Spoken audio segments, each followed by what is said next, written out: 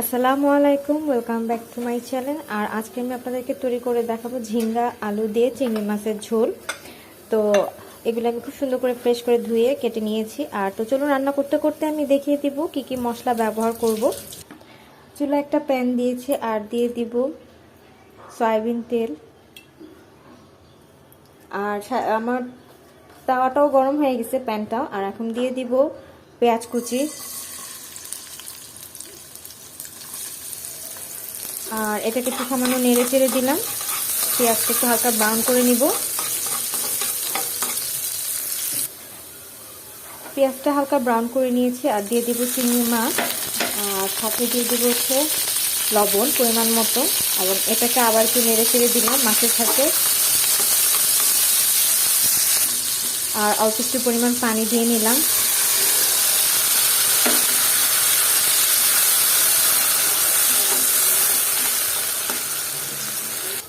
আর এখন দিয়ে দিব কিছু আলু।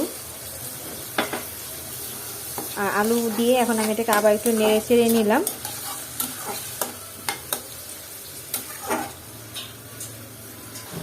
আর এখন দিয়ে দিব হচ্ছে হলুদের গুঁড়া।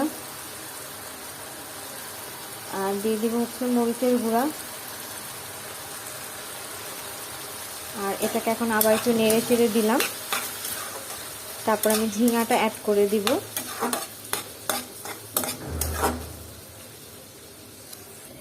আর এখন দিয়ে দিব হচ্ছে ঝিঙাগুলো।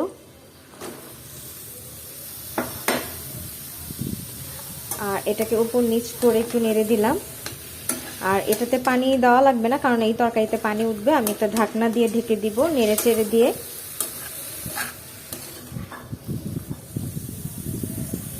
এটা আমি নেড়ে দিয়েছি আর এখন একটা ঢাকনা দিয়ে ঢেকে দিব। এটা পানি চলে আসবে আর 10 মিনিট পর আমি দেখাচ্ছি। 10 মিনিট পর আর এটা মোটামুটি আমার পানি চলে আসছে। আর এখন এটাকে আমি একটু নাড়াচাড়া করে দিব। আর মোটামুটি এটা হতে আর বেশিক্ষণ লাগবে না। এটা আমার রেডি। আর এতে আমি কিছু ধনেপাতা দিয়ে দিব। আর একটা সার্ভিং ডিশে আপনাদেরকে দেখাবো। এটা মোটামুটি আমার রেডি। আর তৈরি হয়ে গেল মজাদার ঝিঙে আলু চিংড়ি মাছের ঝোল। আমার রেসিপিটি ভালো লাগলে অবশ্যই লাইক শেয়ার কমেন্ট করবেন। ভালো থাকবেন। আল্লাহ হাফেজ।